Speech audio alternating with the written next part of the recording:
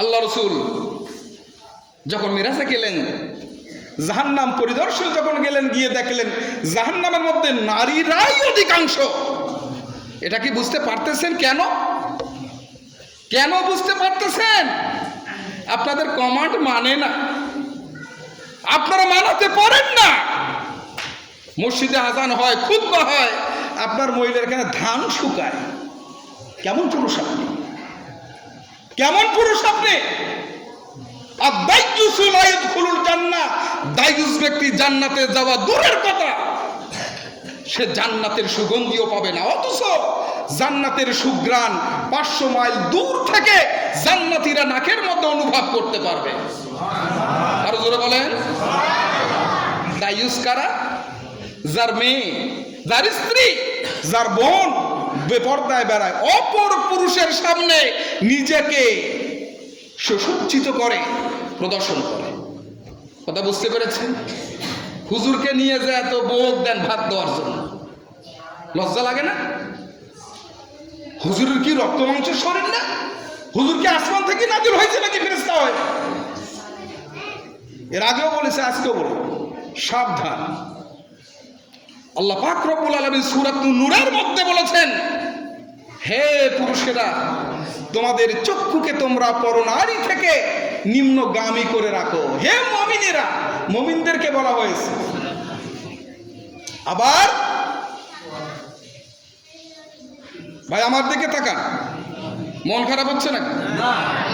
আবার নারীদেরকে বলেছেন, হে নারীরা, তোমাদের চক্ষুকে তোমরা পরপুরুষ থেকে নিম্নগামী করে রাখো।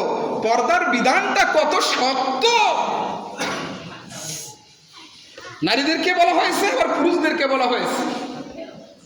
আজকে গোটা বাংলাদেশে পরকীয়ায় সয়লাভ, জেনা, বেবিচার, ধর্ষণ, এগুলো কেন? প্রথমে আই কন্টাক্ট হয়, চোখে চোকাচুকি, আকর্ষণ, এরপরে ইশারা, ইঙ্গিত, এরপরে কথাবার্তা, তারপরে সর্বনাশ। কথা ঠিক কিনা বলে? মন খারাপ হয়েছে? আমি আপনাদের উদাত্ত আহ্বান জানাবো, নিজের মেয়ে এবং বউদেরকে পর্দায় রাখুন। টাইট ফিটিং বোরকার মধ্যে কোনো পর্দা নাই। এখন মহিলারা এমন বোরকা পরে, যা পরলে পরে ওকে আরো বেশি সুন্দর লাগে, যুবকরা আর আকর্ষিত হয়। কি বলে? আগে আমাদের দাদিরা বোরকা পরতো, দেখছি একটা ঝাঁপির মতো কুচকুচে কালো অসুন্দর একটা বোরকা। এখন যত ফ্যাশন বোরকা, আর এই বোরকা পরে আর একটা হিজাব সকালবেলা পরে, এখন মেয়েরা সকালবেলা আপ ডাউন করে, এত ডায়াবেটিস। কি বলে? একটা বোরকা পরলো কিংবা একটা হিজাব পরলো, আমার মনে হয় ও স্বাধীনতা পেয়ে গেল, যত্র তত্র ঘুরে বেড়াবে। মন খারাপ হয়েছে নাকি? অথচ আয়েশা রাদিয়াল্লাহু তাআলা আনহা আল্লাহ রসুলের সঙ্গে তার গৃহে কথাবার্তা বলতেছিলেন। ভাই শুনতেছেন আমার কথা? আয়েশা রাদিয়াল্লাহু তাআলা আনহা হুজুরের সঙ্গে কথাবার্তা বলতেছেন আপন গৃহে।